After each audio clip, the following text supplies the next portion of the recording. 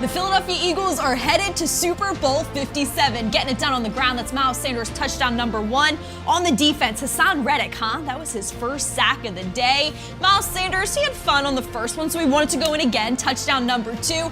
Back to Haason Reddick, big-time fumble recovery. The Eagles offense capitalized. They found the end zone again. Boston Scott this time turns it up into the end zone, and then of course Jalen Hurts, he had to get in on the action. The last touchdown of the night scored by QB1. Welcome to the Postgame Show presented by Ricoh. I'm Gabriella DiGiovanni, joined by Fran Duffy and Ike Reese. Biggest one of the year so far. Ike, what do you got? Oh boy, oh boy. Victory!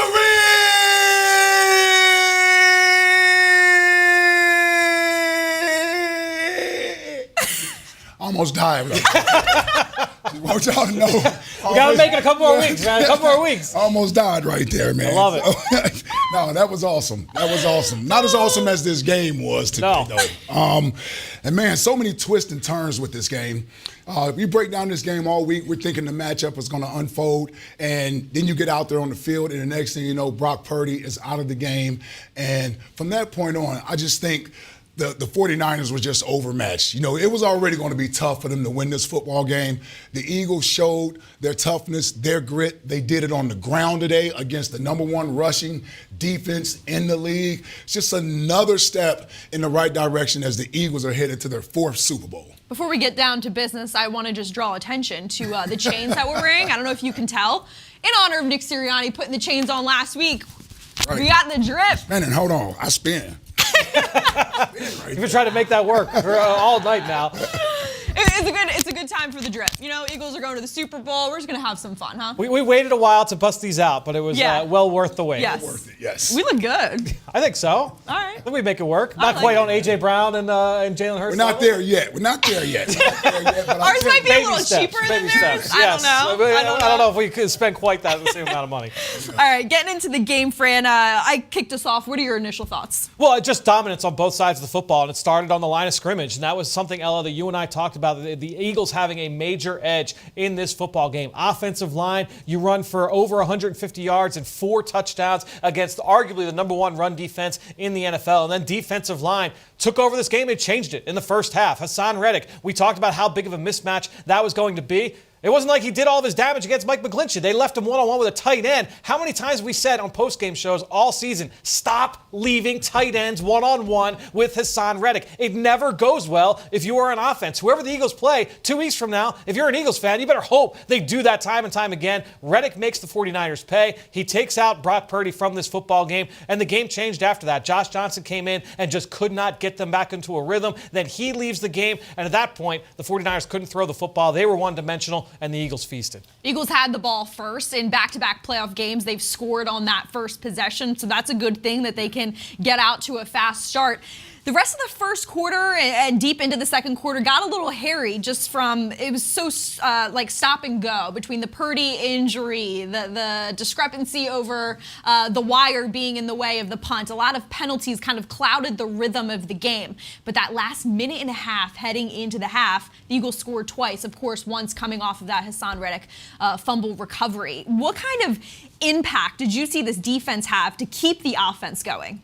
I thought the defense did a great job today. We knew that Brock Purdy, they don't want to really win by letting him throw the football, right? So if they can't run the football, it puts the 49ers behind the sticks and you're down in distance. And we talked about this during the week, Fran, on game plan.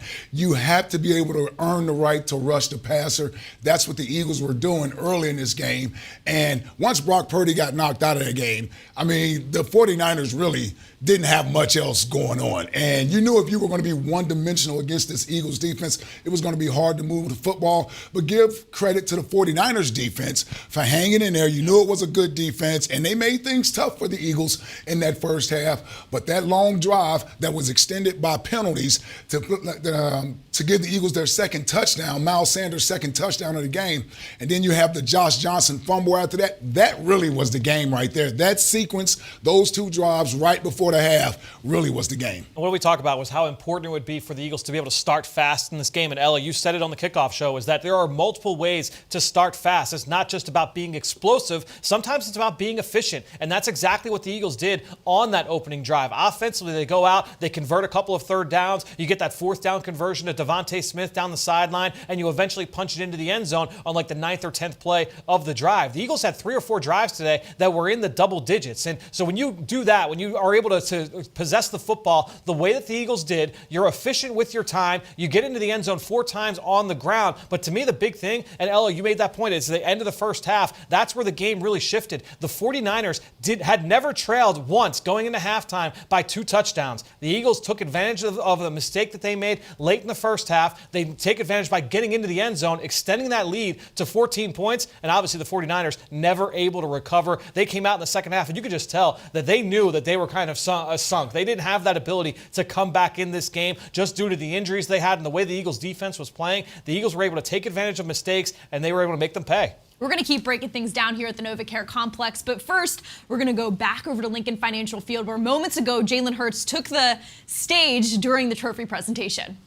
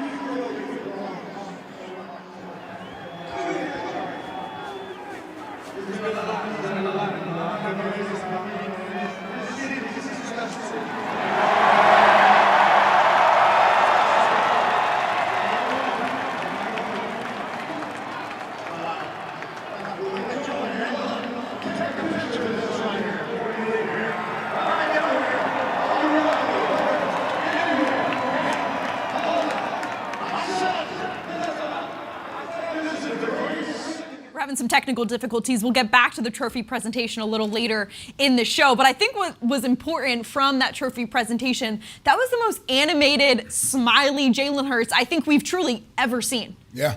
Yeah, I mean, listen, these are moments that you have to take the time out to enjoy, right? I love the fact that the kid stays focused. He rarely steers away from being locked in on the game. But these moments aren't a guarantee to you. It's early in his career, and so you want to at least be able to take and soak some of this in. And I'm glad it looked like he at least let his guard down for a second so that he could embrace it and could take it all in. I love the fact that he was talking about the fans. I think when you're standing on that podium and you're looking out at the crowd, that's when it really hits you like, man, we're about to go to the Super Bowl. So it was good to see his personality there.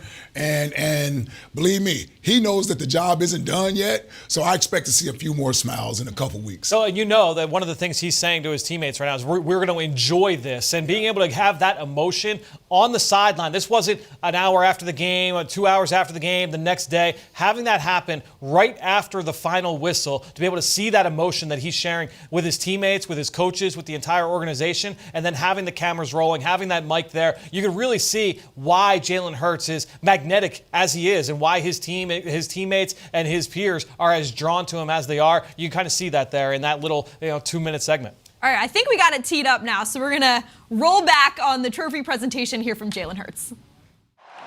Jalen Hurts, come here. Didn't have to throw it a lot today, but boy, y'all ran the heck out of that sucker. You beat the #1 defense in the NFL, and you did it by playing big bad boy football. Hey man, let's take a moment to show love to these fans. Now check this out. Hey, let's go! Come here. Come here. You've already gone. This is good. You've got a chance now. So many doubters, but you've just made them all look foolish. Your job this year as a quarterback, how do you feel that you've grown so much, so fast? Man, 2-year starter. It's been a lot. It's been a lot. You know, I'm not going to make this about me, man. This city, this is a special city. They deserve everything that's going on. This is a special city. We got one more. We got one more. Wow. Kind of cool. Enjoy it, man. Look, take a picture of this right here before you leave here. All right, get over here. All you uglies, get in here. Here, hold it. I said, listen up. I said this is the greatest singing city in the league. So let's do this. You ready?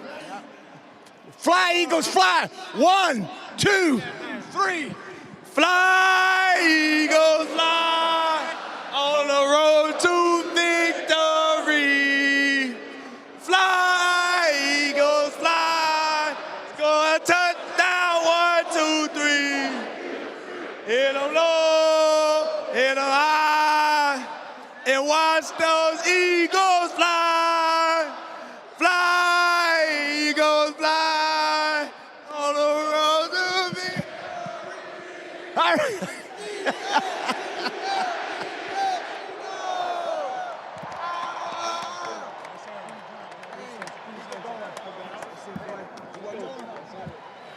The Philly kid in me got some goosebumps watching that, I gotta say. I mean, that is awesome. like, as a kid, this is all you ever want to see.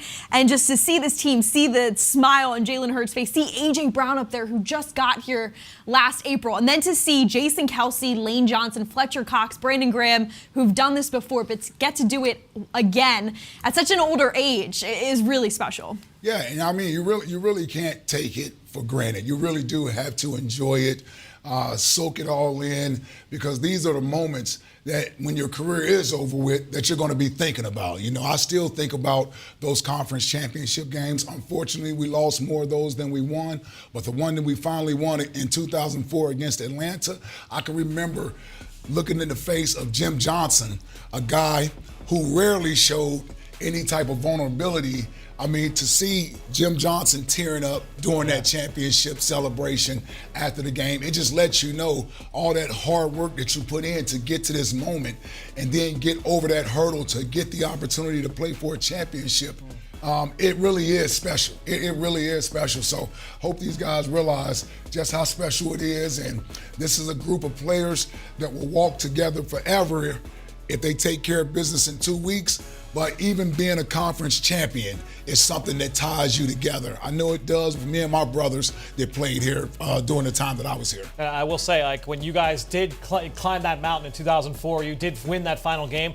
I was one of these people. I was one of these people out here, and you know that this city is going to be on fire. You know, there's so much excitement here tonight, all around the city. You know that everybody, it's going to be a big party in South Philadelphia, Northeast Philadelphia, all across the surrounding suburbs. Eagles everywhere. I know that people are celebrating all across the country, all across the world, just like we're seeing here in downtown in Center City. Yeah, these are some aerial shots of fans flooding the streets in Philly to start the celebrations. Through the playoffs, we heard it's a Philly thing. Well, this right here is a Philly thing. This is what Philly fandom is all about. You know, these fans were ready to go bust through downtown to just really get the party started. But it's going to be a party here the next 2 weeks leading up to the Super Bowl for sure. Yeah, and this is what it's all about. I mean, this is what it's all about. These fans are the ones. Players come and go, coaches come and go. I've always said this. This team belongs to this city. This team belongs to the people that have been here for decades upon decades, through all the tough times, the good times, the bad times. You know, they always are here, and they're always here to support this team. And these are the moments of why they do it. These are the moments like tonight is why they take flack from other sports fan bases when they defend the sports teams that are here, because you know what? When it comes to supporting their teams here, it's not just the Eagles. I know the Eagles are the #1 team in this city, but they do this with all of their sports teams here. There's not a fan base. There's not a fan base in this country that's like the Philadelphia fan base. There's nothing like it. I've been other places. You root for other teams. these sports teams in this town, particularly the Eagles, it means so much to this fan base. It truly is their lifeline. It's in their blood. When they talk about they bleed green, it's not just something that they're saying. They truly do. And doing the job that I do on the radio, I talk to them every day, and sometimes that frustration and passion can be misconstrued for anger and being bad fans. But no, it's because they care. It's because they care, and they want to have moments like tonight, and it's so deserving for the #1 sports fan base in the world. I wish I could go down. I'm a little too old to be down there with those guys. I mean, look, we'll wrap up in a little bit. We can jump in a car. Say the party will still be going on. It'll Broad still Street. be going on when we're done. That's for sure. It's just it's so much fun, and obviously, look, you know that the team is going to be having a blast too. I'm sure we'll see plenty of shots and plenty of tweets here over the next few minutes to a couple hours of the players inside the locker room celebrating and getting ready for what obviously is going to be a huge matchup here in a couple weeks. That game has got to be kicking off at this point now, right? The Cincinnati Bengals and Kansas City Chiefs. So we'll see now who the Eagles will play, but for now, it's a party here in Philadelphia. You said it's in their blood. Eagles fandom is generational fandom. I was telling Fran earlier today, I talked to my dad this morning, and last week for the divisional round, he made pulled pork sandwiches on Sunday. So today he had the crock pot out, fresh pork ready to go, because he said, we won last week, so now I got to make pulled pork sandwiches today. I guess in 2 weeks he's got to fire up the crock pot again. That's right. If it's been working this postseason, you got to stick with the it. way that the Eagles are playing, Yep. I mean, yeah, keep that pulled pork coming. Yeah. That'll be the big question we've got for you as we're leading into that game on Sunday. We got the long rolls, the provolone. Yes. We got it all. It's good stuff. But like you said too, Eagles fans or Philly fans do this for any team. When the Phillies were going to the World Series, Jordan Mailata was out there partying. We saw photos and videos of him hitting the streets. It just means more here. It's a sports in the city is such a unifying thing for people who live here. And the athletes come here not knowing what to expect, and they come here and this is what they come and see. And so it was great seeing all the pro athletes around town at the game today. You saw the Sixers there. I'm sure some Phillies players were there. And each team, they all go out and support one another, especially when you're talking about postseason runs. So, I think about the camaraderie and the brotherhood of the city coming together to support one another. And I'm thinking about that Phillies run to the World Series and how everyone was so in on the Phillies. I remember the Eagles players being over at the game, Jason Kelsey being over at the game. So, I'm not surprised. And this is just the beginning. We got 2 weeks of this. We got a few tweets here rolling through. We saw Bryson Stott from the Phillies chiming in. So to your point, Ike, players, it's cross sports in terms of the love that we see. And you got the Phillies legend, our Philly legends here in Dawn Staley. It's just great to be able to see the outpouring of love for this team. Which Ike, these guys have been dominant from week 1 all the way up through week 21. Just has been the best team in the NFL. It only seems right that they are going to the Super Bowl. They're representing the NFC. Yeah, I can't imagine. I know this is a little bit off topic, but I can't imagine the conference championship game being played at a neutral site. Yeah. No. I just can't imagine that. And these fans of a home city not being able to enjoy and experience this, something that their team would have worked for all season long to have the #1 seed.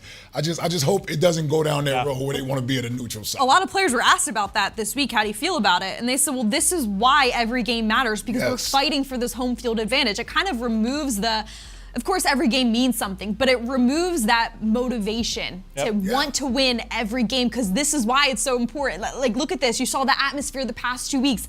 This is why you go 14-3. This is why it makes that run so much more worth it. They've been out there for 14 hours. They got here at 4 a.m. It's almost 7 o'clock.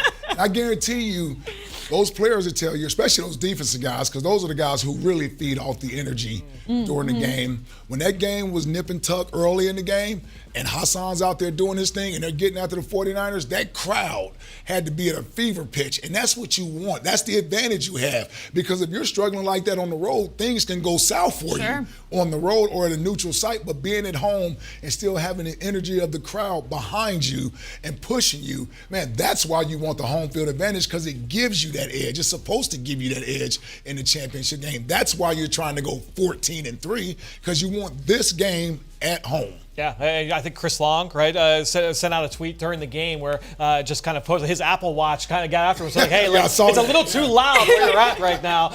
The fans certainly going to hear you. They're letting them know. Listen, Chris, duck for cover. Take it easy right now. I don't know if your body can handle this. It can cause just temporary outstanding. hearing loss. Like, what? And he's up high. He's not even down on the field level. So just getting a sense of the vibes going on across the street. It was just awesome to be able to see. I wonder. Is that an Apple Watch that he has? It's so funny. Yeah, I wonder how Debo thinks the atmosphere was compared to Levi's. I don't know if you saw Ike earlier in the week. Yes. He thought Levi's was a little bit better of an atmosphere. I wonder what he thinks after tonight. Yeah, that's a West Coast fan base. No disrespect to the 49ers, but it's just different in the Northeast. And not just with us. You think about New York, you think about Boston up there in New England, like the fan bases in these Northeast cities, it's almost like it just means more to them. So, like you mentioned, Fran, I don't know in San Francisco, are they going to be out there at 4 a.m. in the morning waiting on the gates to open at 8? Not only were they out there at 4 a.m., they were out there throwing the football and cooking. They're ready to go, yeah. Oh, yeah. Breakfast sandwiches, we're getting fired up. Yes. You're not going to get that out in the Midwest and out west and down south. No, that's strictly for this area, man. And Philadelphia does it better than anybody. Love it. Yeah, the streets are filling up. I love to see this because, like we said, this is what Philly fandom is all about. But when you think about the performance the Eagles put on the field today, obviously, Jalen Hurts didn't play perfect, but he didn't have to. He got his team, his offense on the right track to win the football game. That's all that it took. Last week was a purely dominant performance in the passing game, the running game especially, and from a defensive standpoint. There were moments today where you're like, all right, are we going to see the team from last week? They weren't always putting on that type of performance, but like I said, they didn't have to. Yeah, and here's what I like that Jalen was able to do is that he stayed within the framework of the game. That's a big throw right there to AJ on that opening drive, and to get Miles in there for the touchdown. Again, I'm gonna give the 49ers defense a lot of credit, man. That defense was playing inspired football in the first half when they felt like they still had a chance to win the game. And sometimes as a quarterback, when your offense isn't moving as much as you're accustomed to, you can sometimes try to force plays. You can sometimes try to make something happen as opposed to allowing things to happen and taking advantage of it then. I give Jalen a lot of credit in that first half for staying within the framework of the game, not getting frustrated when they had to punt the ball or what have you. And then when the opportunity presented itself, he was able to make plays, whether it was with his legs or was making key throws. No turnovers, right, in this game. Offensively doing a nice job taking care of the football. The 49ers came into this game leading the NFL in turnover ratio off the regular season. So I think when you look at that defense, they were extremely opportunistic. Brock Purdy, when he was a starter, he had the best starting field position of any quarterback in the league. And a big part of that was because of what that defense was able to do to opposing quarterbacks, constantly get the ball back for that offense. The Eagles did not make it easy for them. A bunch of long fields, and you saw San Francisco just really struggled to climb out of those holes. But to me, offense, taking care of the football was big. Situational football, they did not do all that well on third down, but when they got into the red zone, they did a good job of capitalizing for touchdowns. And that's a big thing you see when you're able to run the football. It's not always about, look at the 12-yard run here and the 15-yard run there. It's when you need to run the football, can you move the chains? Can you punch it into the end zone? The Eagles reaching the end zone 4 times on the ground, 3 different runners. Really, really important here for this offense in this game specifically. This is the best defense in football. So whoever the Eagles face in the Super Bowl, from a metric standpoint, they're not going to be as good as the 49ers. So a good test for them, too, to see how they match up with the best defense in the NFL. I thought it was interesting that it was a little more difficult for the Eagles to kind of get things going in the passing game. Just 2 receptions for Devontae Smith, 4 receptions for A.J. Brown. So I think those will be some questions they're going to be answering over the next 2 weeks. It also may depend on who they're playing and what their passing defense looks like. But from a rushing standpoint, you got to give it to Kenny Gainwell again. 2 weeks in a row, he showed up big, 48 yards rushing, but then he also had 26 yards receiving. It seemed like they were pushing the right buttons. When it was time to go to Kenny Gainwell, it was the right time. Yeah, I thought Kenny ran the ball hard today. He ran with a lot of confidence, and that's what you want to see. This young man has talent. It just comes and goes, and I think last week was a big confidence booster for him. You know, being the first back for the Eagles to rush for over 100 yards in the playoffs since 2006, had to be excited about that. I think that earned him more touches this week, and then when you saw him get his opportunities today, he ran the ball with authority. I mean, he broke some tackles out there. Yeah. When he caught the ball out of the backfield, he made something happen. I'm with you, Al. I thought he did a wonderful job as a complimentary back with the other two guys out there. Boston had some nice runs. We know Miles with his 2 touchdowns. But Kenny Gainwell, if we're going to get this type of Kenny Gainwell in the Super Bowl, I think that's that. He reminds me a little bit of Corey Clement. Mm-hmm. You know, right? Remember Corey during the Super Bowl year was big for us coming out of the backfield at times. That's a little added weapon you can have if you get that matchup on a linebacker. Kenny Gainwell may be able to expose that. He's been their leading rusher both games in the playoffs so far, Kenny Gainwell, and doing it through the air as well, Ella, like you mentioned. So, look, the ability to be able to run the football is going to be big for this team going into that game. No matter who they face, you want to be able to run the football. We know what the Eagles have on the perimeter with A.J. Brown, with Devontae Smith, certainly with Dallas Goedert. Having that triple threat from a receiving standpoint, you pair that with the run game, you have Jalen Hurts and his ability to beat you in a number of ways. That's what makes this offense so difficult, and that's going to be the big concern for whether it's the Bengals or the Chiefs. You know that's going to be a big topic of conversation over the next 2 weeks for whoever that team is going into that game a couple weeks from now. Well, it wasn't too cold out there today, especially it being January, but I think someone might be a little cold after a Gatorade shower, I think I heard was going down on the field. There we go. Yep. There we go. Lane Johnson. Well deserved. Woo! Well deserved. It's going to be cold after that one, but nice day at the link, huh? Yeah, I tell you, and I did this consciously, really. I think it was me and Corey Simon. We got Coach Reed with the Gatorade bath. So, yeah, I wanted to make, because, that's a shot that you're always a part of. Oh, right. I was trying to find a camera. You know me. And to make sure I was part of being in the Gatorade bath for Coach Reed. Now, in all honesty, that just shows you how much these guys love Nick Sirianni. They do. Right?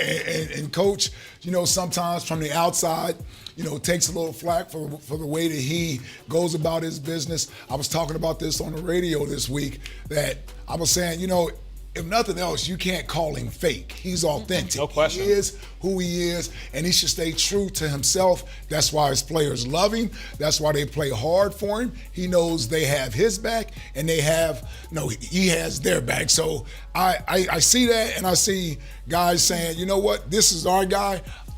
Let's make sure he gets the Gatorade bath. You know what I also loved? I loved that the broadcast caught this. It was after, I believe it was in the fourth quarter, Avonte Maddox gets that 4th down stop, a TFL in the backfield. It was like a reverse or some kind of gadget play in the flat. And Avonte makes the stop. You get the defense coming off the field, and you see the interaction between he and Jonathan Gannon. And you get the special handshake between those two guys. Just being able to see the emotion and the love for that this team has, not just with each other as teammates. Ella, we talked about that too in the kickoff show, A.J. Brown and Jalen Hurts, but the relationship that the coaching staff has with the players in this team, it's truly special. It's a big reason why that connection is a big reason why the Eagles are where they are right now. It's so real, and I feel like sitting through every press conference every single week since July, you hear so much about connection, and at times when you hear it so much, it can become monotonous, and you're thinking, okay, yeah, we know you love your players, they love you, but when you see it play out, I mean, this team doesn't have the success they've had on the field this year without that type of connection. When you see the interactions on the sidelines, especially today when they know they're about to do something so special, that's when you see those connections and those relationships really come to fruition. Yeah, and the way that he takes care of them throughout the week, the players love him for that. And the fact that he treats them like, this is their team. In other words, it's not a dictatorship. It's like, okay, you guys take ownership of this football team, and he trusts his leaders. Got great leadership on his team. That allows a coach to sort of step back a little bit and not micromanage everything on the team. And I think that allows his players to be themselves. They enjoy being able to show their personality when need be, but you can tell when it's time to crack down and get to business, they know how to do that as well. We talked about this from like a football standpoint, an X and O standpoint, that that, what is it that Nick Sirianni, Jonathan Gannon, when they go up and speak to the media, that they say is most important to them, the things they prioritize, creating explosive plays, they're creating pressure on the quarterback, things like that. Those are categories where the Eagles were at or near the top of the league across the board here this season. You say, all right, well, that they set a goal and they went out and achieved that goal and it led to team success. So kudos, you check all the boxes there. But then you get into some of those five pillars for Nick Sirianni in terms of building a team and the connectivity and all the different aspects of the way he wanted to build an organization. The Eagles have achieved that as well. So on and off the field for the head coach and the entire coaching staff, organization, and say, hey, you know what? These are our goals. This is what is going to lead us to success. And to check those boxes off the field and then to check them on the field. I can't believe Nick Sirianni is not a finalist for Coach of the Year. Just with what he and this staff has done here in 2022. Obviously, the team's going to the Super Bowl, and that is most important. But to me, that is the most exemplary of why this coaching staff has been the best in the league here this year. When you think about it, this team is a completely different team than they were last year. Yeah. This is Jalen Hurts in year 2 as a starter. This is A.J. Brown's first year in Philadelphia. Hassan Reddick, James Bradbury, all these new pieces and all these new players had to come together to make this happen. Even the offensive line, Brandon Brooks retired, Isaac Seumalo returned from injury. Every part of this football team, there's something that's different from last year. So in less than a year, they've been able to assemble this team and get them all on the same page to literally take themselves to the Super Bowl. Yeah, we've been passing out flowers to all these guys, and deservingly so, having given Howie Roseman his flowers. Yeah, no doubt. He put this team together in the offseason. He added pieces right before training camp. James Bradbury traded for C.J. Gardner-Johnson while they were in training camp, added a couple vets throughout the year to help on that defensive line, to add depth to that defensive line, and we know what he did this offseason by bringing in A.J. Brown. Howie Roseman deserves a lot of credit for putting a team together for the second time, a Super Bowl appearancing team for the second time, and he did it in the second year. I know it's Jalen's technically his third year, but it's his second year as a starter, the same way how he did back in 2017 when Carson was in his second year as a starter, able to surround his young quarterback with a lot of talent to put a strong team together. Howie Roseman deserves a lot of credit for the players that we see out there on the field. By the way, that offseason and all the players that Howie Roseman and the organization brought in, that's a gift that keeps on giving because you have the number 10 pick in this upcoming draft still coming over from last offseason as well. By the way, subscribe to the Journey of the Draft podcast wherever podcasts can be found if you want to learn more about who the Eagles could take with that 10th pick after a Super Bowl run here in a couple weeks. Well, if you tune into the Postgame Show every week, we appreciate you, all the viewers, but I know you all tune in to hear Ike yell victory. So we put something together for him. Let's check it out. Oh my God. Victory!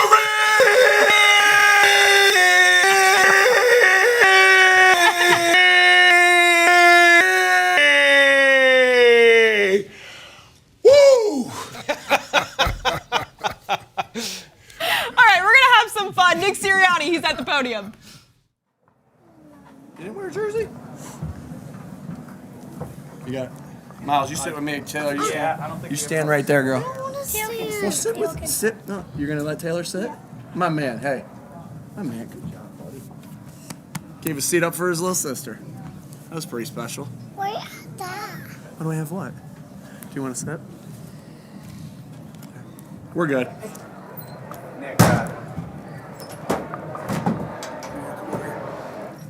Me? I don't know. Is it good? Sure. Nick, you'll be coaching in the Super Bowl in the next game. How's that feel? Yeah, pretty awesome. This is something you dream about your whole life, and like I said to the guys, we've all been dreaming about it. Whether you were dreaming about it when you were 2, 10, 14, 18, or when you got in the NFL, this is something we all dream about, and we get to do it because we did it better than anybody else in the NFC this year. So that it's pretty special. Fans were awesome. Atmosphere was unbelievable.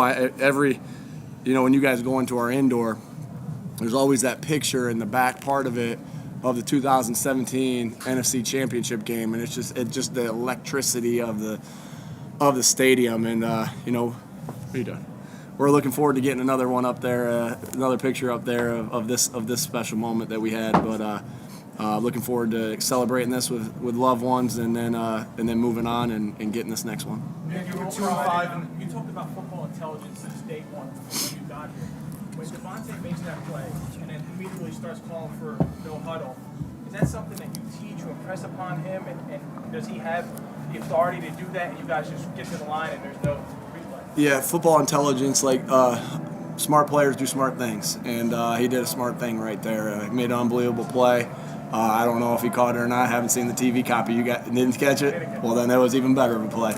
And but yeah, we talk a lot. Situational football is not just third down and red zone and 2 minute. It's not just those things, right? It's the situations that happen within the game. That particular thing is a situation that happens within the game. Davante's done that. In fact, the very first game we had here against Atlanta, Zach Ertz did the same thing.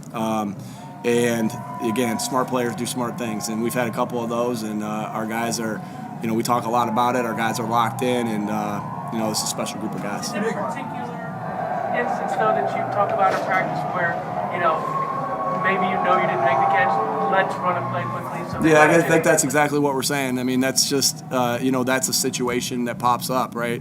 There's situations that pop up. Like I said, in all these different scenarios, and that's one of them that we talk about, right? Going into our Giants game last week, we saw the Giants actually do that in their playoff game against Minnesota. Now, sometimes you're going to hurry up and run a play, and it's going to be, and there wasn't going to be a question to it. But if there's any question in your mind, and we go no huddle anyways, but if there's any question in your mind, you go, and DiGiovanni did a great job. I'm going to say he caught it, though, so I'm going to say that because it was a pretty sweet catch. But DiGiovanni did a great job, and Jalen did a great job of getting the guys to the line of scrimmage and running the play. Nick, you were 2-5 in the middle of last season. You guys are getting a lot of heat. Did you imagine this is where you would be nearly a year and a half later? Honestly, when you think about the present and only about the present, you don't think about what's going to happen 2 years down the road. You don't. You literally say.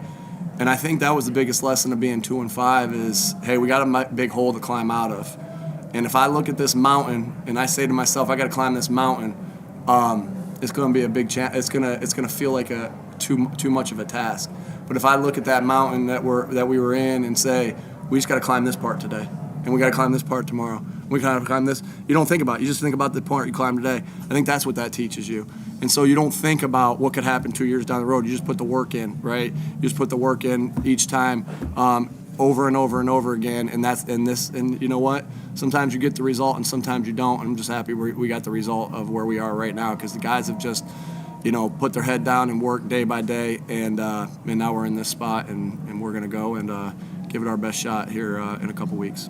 Son, Nick, you kind of prided yourself on the physicality of this team.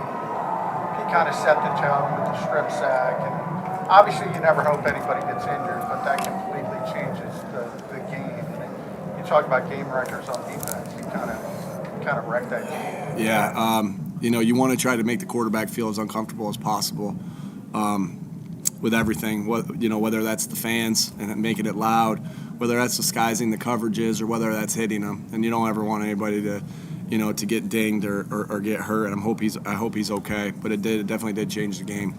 But those guys' jobs to hit the quarterback affect the game, and they sure did that today. Nick, you get to this point, you obviously don't need motivation, but it seemed like the players were playing with a sense of they felt disrespected. Did you get that from them?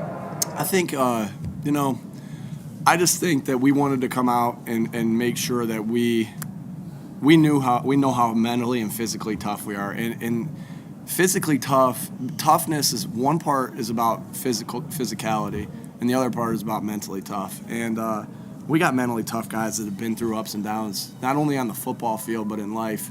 And when you're able to withstand the storm and just keep fighting, that not only sets you up well in life, because we know how life is with the ups and downs, but it prepares you for moments like this where it's going to be a slugfest back and forth. And so I wouldn't say we felt disrespected by any means, but we wanted to come out here and let ourselves know, and we knew, but let everybody know that how physically tough we are and how mentally tough we are. No matter what was going to happen in that game, I know these guys in this locker room, we're going to keep fighting and keep ripping it. because they've been through life's ups and downs, and they were built for this. The decision to go for it. The decision to go for it on 4th and 1 early in the game. Just what was the thought process there? What are you guys doing? You know, we have confidence. It's when you go for it on 4th down, you put yourself in those scenarios all week. We have so many meetings about that, of what we're going to do in these scenarios, calls we might call, what we would call if we've already called that, and everything like that. So, hey, you guys need to stop. Taylor, stop it. Hey, stop it. Stop it. Look forward. Look forward. Look forward and stop. All right, so you put yourself through those calls, but at the end of the day, you make the decision because you trust the people that are out there doing the job. And I trust Jason Kelsey. I trust Isaac. I trust Landon. I trust Jalen to go do what they did right there in that scenario. We'll do 2 more for Coach. When Purdy came back in the game, what was your sense of how limited they were offensively? How long did it take you to realize that they really couldn't? You know, he had the thing on his arm, so we figured he probably couldn't throw it down the field, but you don't really truly know. We knew they'd like to do some screens in that scenario because it's a short pass. We knew they were going to run it to try to keep him out, keep him out of some danger there. I got a lot of respect for Brock that he came back in and fought. A ton of respect for him because I know obviously he was hurting bad. And that's what my guys, all my former teammates over at Iowa State said about the guy. I know that kid's a winner. And he obviously showed a great toughness today to come back in when his team was in a bind. But you don't know quite until you see the game plan unfolding a little bit. I think once you get them in third and mediums and stuff like that, and they're not pushing it down the field, I think that kind of gives you an indication. So it took a little bit of time, but not too long. You also toss again, got a chance to have the football first after San Francisco deferred. Second playoff game, second time you went right down and scored. What's it mean to set the tone like that? Yeah, it means I know I'm going to answer questions all for the next 2 weeks from you guys and say, are you going to take the ball to start it off? Or are you going to do what you did? And each game's a little bit different, but it was great to set the tone there and get the lead, right? And get the lead and put them behind. Taylor, stop it. Taylor, stop. All right, and so our guys did a great job. It was a big-time 4th down conversion by Devontae, great situational football to get up there and run a play, and then a really good job by our offensive line just kind of caving it in to run it in. I don't know what down that was, but, great job by them to finish it off. All right, thanks, Coach. All right, Jalen is walking in. Sirianni kid's always stealing the show at the podium, but his daughter tonight, she brought it. She's the best. That was classic right there. That was classic. You can tell she's used to hearing Dad up at the podium. Mm-hmm. It also tells you what she's thinking when he's up there at the podium. Like, hurry up and get down. Just the outstanding, like the youngest son, just unbelievable. Too good. Every single time. Too good. Yeah, that was awesome. Well, it's officially 2 weeks from Super Bowl 57. We got a little countdown going. 13 days, 23 hours. Who will the Eagles be playing? Well, those two teams are duking it out right now. The Chiefs and the Bengals right now. Kansas City leads 3-0 towards the end of the first quarter. It's going to be interesting to see who they get. That 13 days is going to feel like 13 weeks. That's my early prediction. Even this week felt like a month, so I can't even imagine what the next 2 weeks are going to feel like. Well, I'm sure, listen, we'll keep ourselves busy. We'll be breaking down some tape, breaking down some film, breaking down the next opponent. But you're right. And getting through that first week is always the difficult one when you got the bye week. I will say this, though. As a player, you certainly need that week, right? Because the logistics of going to the Super Bowl, trying to get your family situation together, who needs tickets, breaking the bad news to people, telling them you're not getting tickets because how expensive the tickets are. Yep. So you almost need that week in between just to give you time to get everything else situated. Yeah, that not just exclusive to players. I'll just leave it. I'll leave it there. Like I remember back 5 years ago. I'll tell you no already. No, I don't have any tickets. No tickets available. Here's your PSA. Anybody that's ever known Ike at any point in his life? No. The answer is no. No. Well, you'll be out there for the whole week too, Ike. Yeah, we will. And I'm so happy the Eagles will be out there. So we were going out there to do the show for the week. And I remember what it was like in Minneapolis, even though it was in a mall the entire week. Probably the most time I've spent in a mall my entire life for 5 days. I'll never forget what Radio Row was like, the Eagles chants all day, every day. I mean, Eagles fans, you know how we travel. We travel by the droves of thousands. So I can't wait to get out to the desert and see us take over. Where we at? Phoenix, Glendale? I don't even know what part of Arizona we're in out there, but all I know is it'll be a lot of green out there. Yes, heading out to the desert. It's gonna be fun. This is gonna be a hell of a next couple weeks, but a big game that I cannot wait to see how this one turns out tonight. I know a lot of Eagles fans will be tuning into that as well. Will it be Andy Reid and a rematch there? Obviously, plenty of storylines with that matchup, or is it going to be Joe Burrow and the Bengals coming up? I don't know how you guys feel about the game. I'm interested to see who's going to win this one, who the Eagles are going to face. Yeah, that game is probably going to be a tough one, and it's almost like pick your poison with these two teams. Yeah. You're looking at two great teams with two great young quarterbacks. You know, I think Patrick Mahomes is, no offense to any other quarterback, I think he's the best quarterback in the league. He's certainly earned that right. I think he's. All right, well, we got Jalen Hurts at the podium.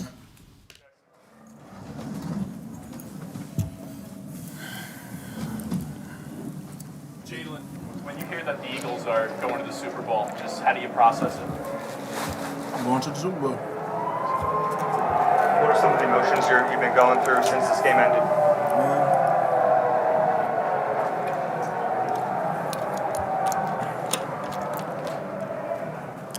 Man, we put a lot of work in to have this opportunity, you know. Put a lot of work in to have this opportunity and to be here. And, you know, it's a moment that we want to enjoy as a team, reflecting on everything that we've been able to overcome to have this opportunity in front of us. You know, we want to take advantage of it, you know. Want to take advantage of it. The atmosphere tonight was amazing. The fans showed up. The energy, all of it. So we need to bring that to AZ. Do you feel like you landed in a city that cares about this as much as you do? I love the game. You know, I know the city loves the game too. You know, and it's a beautiful thing. Yeah. Can you talk about what San Francisco tried to do to you guys defensively? Yeah, they played a really good game. You know, they have a really good coach. I've always talked about that. He does a really good job with them, and especially those guys up front. And then the linebacker core kind of rallied into the ball. We ran the ball really well, and I think they didn't really give us many opportunities to take shots down the field. We had kind of some one-on-one shots and kind of hit or miss. But we kind of took what they gave us, and, you know, it kind of ended up being one of those games. Nick always talks about how you guys rep situational football, Jalen. You had that pass to Devontae, you were hurrying up, trying to get the next snap off. How cognizant are you in that moment that you got to go? Yeah, I think, you know, I think sometimes when you get to this part in the season, where things kind of get tight, you know, you want to make the big plays. You want to make the big plays, but, you know, all of this comes down to the details, the attention to details, the football IQ and the fundamentals to do the right things. Whether you want to keep the clock running or not, or try, hey, you know, get the ball snapped quickly, or knowing situational awareness, 3rd and short, 4th and 1, or whatever it is. So I know there are a couple of things that I probably like to have back on that end, but there are a lot of things that we also did well and executed at a high level on. And, you know, we put ourselves in this position. You know what I'm saying? There are definitely things out there that we're going to learn from. But, you know, this team played a hell of a game today. Hassan Reddick, he's been a bad dude all year, and that's what we need going forward. Jalen, your first year here, the team won 4 games and ended up firing its head coach. How would you describe the process that's gotten you guys from that point to where you are now? Well, my first year here, I mean, they probably didn't even want to draft me here. You know, it's probably one of those things, but it always handled itself. Jalen, a lot of winning in your life, in your career. How does this feeling? You've never seen it get really high or really low. How does this feeling compare to all the stuff that you've accomplished and all the stuff that you won? You know, I don't really know how to feel, to be honest. you work really hard to put yourself in this position, and I'm forever grateful. Only God knows the things that each individual on this team has been able to overcome to come together as a team and do something special as a group. That's what means the most. And I always want to go out there and give my best, regardless of what's going on, because I don't want to let the guy down next to me. That makes us all go harder, so I know I've been through a lot personally, but I want to steer it from the direction of how good this team has been to playing together, being together, challenging one another. When we experience some painful times and some tough times, we always found a way to overcome. So, you want to be going into it in a situation like this, and we have a chance to, got a chance to go out there and win it all. So we want to prepare to go do that. When they tied the game after McCaffrey's touchdown, how important was it for the offense to kind of get back? Because you all had a couple of drives before that where it didn't end in points, but in this situation, it seemed like when they tied it seemed like, was there any extra motivation for you guys to get back down? How big was that for you guys moving forward? Yeah, I think it was big, man. The game just kind of played out in a unique way, and I think, we had the first turnover. We didn't take advantage of that one, but I think the next one we did, and we were able to take advantage of the opportunities that were given to us. And in this time of the year, that's what you want to do. That's what matters. You want to capitalize on everything. And we came out really hot and kind of set the tone offensively, giving us the ball, and we found a way to get it going. It looked different. You know what I'm saying? And that's been the thing of this whole entire team, this whole entire offense this year. Come out there and throw for a lot. You go out there and run for a lot. You come out there and you just kind of efficient. That's the best defense in the league. That's the best defense in the league. You've won these last 2 games, obviously handily. In your mind, what's on the checklist the next 2 weeks? What we all assume will probably be a tougher test in the Super Bowl. Yeah, just we want to go out there and play to our standard. I think that's what it is. That doesn't change regardless of the magnitude of the game. I think we want to go out there and play to our standard.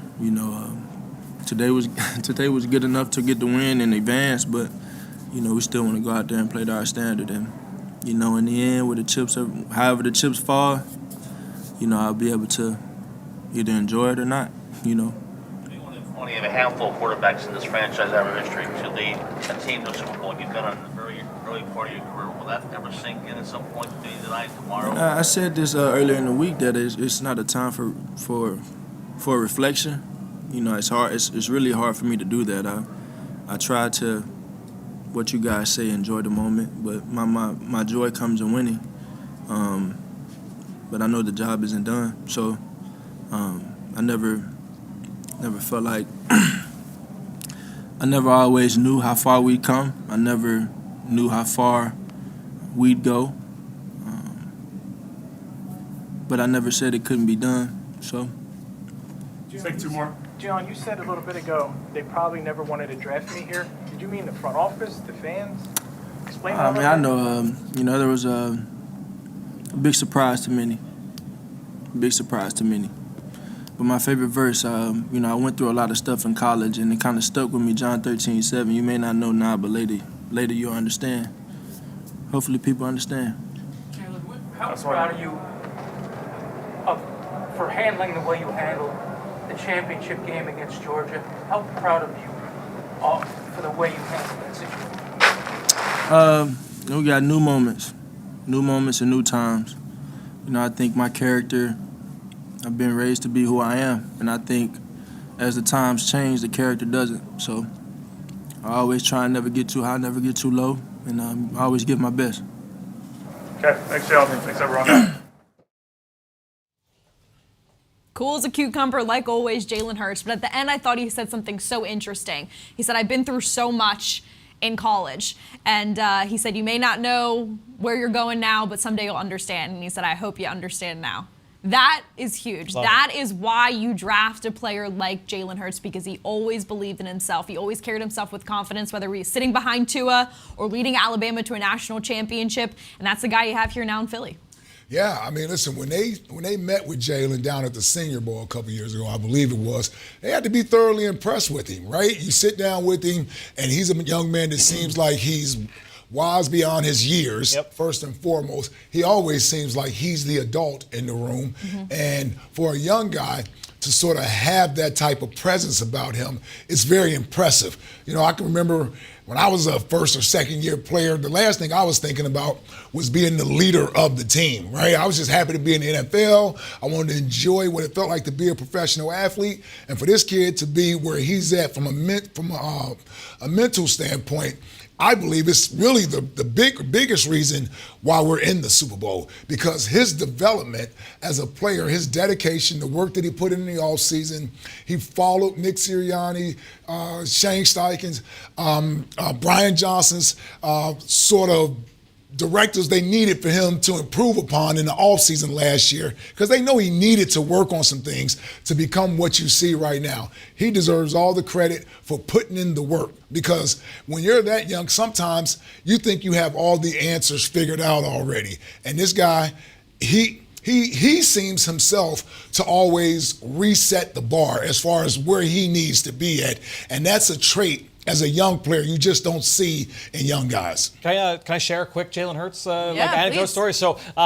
So obviously he gets benched in the national title game that he just referenced, right? So that was in after the 2017 season going into 2018, and then it was 2018 season when he came back in off the bench in that game in the same exact stadium where he got benched the year before, and he leads Alabama to go and win. And I watched that game with my wife on our couch, and my wife Meg was pregnant with my son, and I remember turning to her and saying, I hope that's one of my favorite things about sports was what Jalen Hurts did that night, and said I hope that our son has those same kind of values, I forget exactly how I worded it, but the way that Jalen Hurts handled that situation, the way he stuck through it with his teammates and stayed there at Alabama and carried them forward, was a backup all season long, and then led them to win in the SEC title game in the same exact stadium where he was benched the year before in that championship game, which he will be asked about. He was asked about it just now. He's going to be asked about it endlessly here over the next couple of weeks.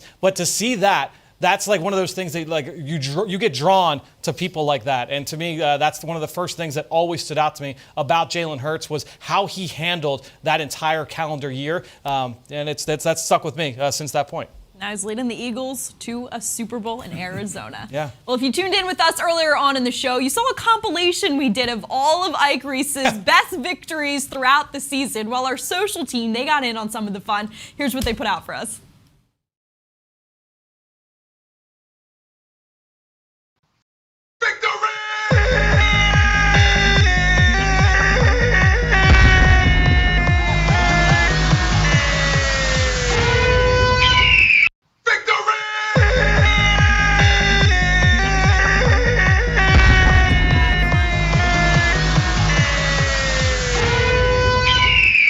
Print that out in some way, shape, or form and post that on your wall. I feel like you would like that. Yeah, I mean, I think the kids would like it. The funny thing, they're like, dude, why are you yelling victory after the games the way that you yell? And I said, man, you guys don't understand. First of all, that's Johnny Drama from Entourage. Course, in case you guys aren't Entourage fans, I was a huge Entourage fan. And that's what, Johnny Drama is the guy things never go well for. They never go right for him as a struggling actor. And when he finally got that acting gig, it was like, victory! So it's been there for about 5 years now. I think I started about 5 or 6 years ago. Well, you do it on the radio, too. Yeah, and that's where it started at on the radio. And it started off as just somewhat of a little bit of a bit. I was just doing it just to be doing it. And then when I didn't do it, the fans were like, no, you need to say that after every time they win. So, yeah, you got to give the people what they want. I mean, at least you do it only after Eagles wins, not after Phillies wins. No, yeah, I tried that once. Yeah, I tried it after the Sixers win. It went bad. Things went bad, yeah. Then I think we lost in Game 7 at home. Yeah, there we go. Just sticking it to the Eagles. Yes, just stick with the Eagles, and that's it, yeah. Well, running back Miles Sanders will be making his first Super Bowl appearance. We heard from him just a little bit ago in the locker room. First of all, how good does this feel? I can't even put into words, honestly. It's a dream come true for a lot of people on this team, especially myself. But, I mean, the job's not done. We didn't just get this far just to get there. We're trying to win it all. We got one more game for the rest of our lives and play our best ball, man. At what point did you let yourself kind of soak it all in the game? Probably like whole fourth quarter. Fourth quarter, I couldn't control myself. I had to sit down, I kept getting up, sitting down. I'm like, we about to go to the Super Bowl. So it's looking like it, but I'm proud of this team, proud of the defense, man. Lights out all game. Especially to it, I just like how we won against a team that claims that they physical and, you know, got a lot of players on the same side. You know, we match up pretty well, and the way we won today is just it's very satisfying. So pure from Miles Sanders, talking about the feelings when you start to realize that you're headed to the Super Bowl for the first time. A lot of these players on this team have never been to a Super Bowl or have done it together. Of course, there's a few still left here from that 2017 run. But if you're a new player to this type of stage, Ike, what do they need to do the next 2 weeks? Really just get your mind right? If you go out, you get a little bit more than 24 hours to enjoy tonight's victory because you don't play another game for 2 weeks. And I'm sure Coach probably gave them a few extra days off considering they don't have to worry about playing anybody this week. So you want to make sure you get all of that out of your system. And when it's time to come back in, and whatever day that it may be, now you're starting to focus on your opponent and getting ready. You don't want to play the game too early, right? You don't want to play the game too early in your head. Sometimes you can do that, but it won't really hit them until they get to Arizona. That's when it'll hit them that they're in the Super Bowl. This week will be a little more of the pats on the back, all the friends and family members calling them. And so I think on game day, that's the thing you want to be able to handle, because it's so long of a day. It's a long day, and it's such pageantry around the game. It can throw you out of your routine. So I think having players on the team that has experienced that already, I'm sure those guys are going to be able to relay that to these players that will be experiencing that the first time. That's the one thing we didn't have many of, was guys that had played in the Super Bowl when we finally got there. And I thought that some of the stuff surrounding the game, you know, you want to go there and enjoy it, but also you're like, okay, we're here to play a football game as well. And you don't realize that you're not really there to enjoy the Super Bowl week. You're there to play the game. You're the reason everybody else is there. So the players have to get that in their mind, that this isn't a field trip that we're going on where we can go out here and just have fun. No, you realize that you're playing the game, but you don't want to start playing the game this week. This week is the week to kind of get it all out your system, the celebration from tonight's game. But when they get on that plane next Sunday to head out to Arizona, by the time you touch down in Arizona, it's got to be all business. I mean, we made the joke earlier that it's going to be a long couple of weeks until this game, but that week out there in Arizona is going to be really long for these players as well, because the media availabilities, all the extracurricular stuff that you don't have in a typical game week, that's going to be thrown at these players. And not just Jalen Hurts and Jason Kelce and, you know, Hassan Reddick and the stars. Every single player on the roster is going to be available for media and have a dozen cameras, 3 dozen cameras thrown in their face every single day. And it's going to be a long week. And these guys, you're going to have to lean on the veteran experience to get them through some of that stuff off the field. Well, Miles Sanders got the Eagles on the board first tonight, so Fran broke down his opening touchdown in this week's Ricoh Review. All right, so for this week here on the Ricoh Review, I want to look at the first touchdown for the Eagles here on the opening drive, the first of 3 rushing touchdowns in the first half for this Eagles offense. This one, a run from Miles Sanders. Now, before we get into the play, I went back through and read my notes after the Eagles defeated the Minnesota Vikings in the NFC title game in January of 2018, and one of my big takeaways from that game, the offensive line just abusing the Minnesota defensive front with double teams. And that's exactly what happens here to these 2 defensive tackles from the 49ers. On the left side, you're going to get Jason Kelce and Landon Dickerson. They're going to work to the play side defensive tackle. On the back side, you're going to get Isaac Seumalo and Lane Johnson, they are going to work to the backside defensive tackle. Look at where they first make contact, and we're going to let this run and see exactly where that pair of defensive tackles ends up. Because Miles Sanders, by the time he hits the 5-yard line, he has not been touched because these two double teams completely dismantle the San Francisco defensive front. The same front that had the best run defense in the NFL coming into this game. Miles Sanders runs between these two defensive tackles, between the two double teams, and he runs into the end zone untouched here. An outstanding drive that was encapsulated after Jalen Hurts delivering a ball to A.J. Brown over the middle of the field on 3rd down. That one just over Fred Warner. You get Devontae Smith on the rollout play, 4th down, and then the drive is capped off with this Miles Sanders touchdown run. 2 double teams at the point of attack, gets Miles into the end zone untouched. Outstanding way to end that opening drive. The Eagles jump out 7-0. One of 3 touchdown runs from the offense in the first half. The Eagles up 21-7 at halftime. It's our final Jameson nightcap of the season. We don't know who the Eagles are playing. It's going to be the Chiefs or the Bengals in Super Bowl 57. Right now, Kansas City is leading the Bengals 6-0 at the beginning of the second quarter. Whoever it is, though, fellas, it's going to be a tough battle for sure. Yeah, for sure. Listen, you don't get to the Super Bowl and expect to have an easy opponent, right? So whichever team they get there, it'll be the best team the Eagles have played this year. And that's what the postseason is about, right? It's what the postseason is about. So the thing that I love is that, for the most part, we seem to be healthy. Right? I know that's different than what we did in 2017. God bless that team. They were able to overcome all of those injuries and still win the Super Bowl. And that was kind of the theme and the mantra of that team, is that we all we got, we all we need. You heard Malcolm Jenkins throw that out there. This team, though, this isn't so much of an underdog story team as much as it is, I think, a team that maybe this is their destiny, right? Like this team had a fast start to the season. For the majority of the season, they were the best team in football. No doubt. So we really shouldn't be surprised where they are, but they have to finish the job against whether it's the Bengals or the Chiefs. You look at those 2 quarterbacks that they would have to face.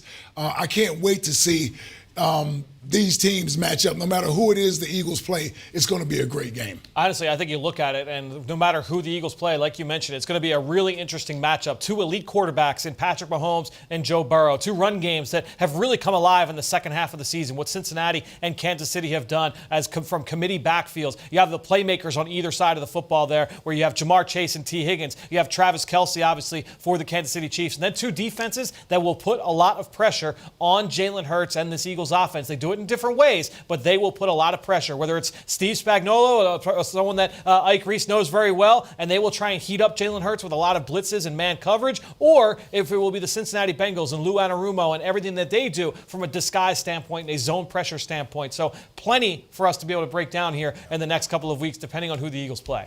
Well, the road to the Super Bowl starts now. We will keep you posted over the next 2 weeks here on Eagles Entertainment. We'll have you covered throughout. There's the countdown. Don't forget it, Eagles fans. Now it's less than 14 days until Super Bowl 57. It's hard to believe. No matter how good this team is, this is a once-in-a-lifetime opportunity, and just so exciting that the Eagles get to be a part of it. It really is. And you know, the thing I love about this team and the fact they made it to the Super Bowl, it's not easy to do that when everybody starts to expect you to make it to the Super Bowl. It's one thing to fly under the radar or use being an underdog as motivation, but when you're the front runner out there and you're the best team in the league, sometimes it almost feels like a weight has been lifted off your shoulder when you finally get to that Super Bowl. The job isn't finished, but I'm just happy that this team that clearly showed that they were the best team in the league all year long gets to play for a championship. I've been on teams where we felt like we were the best team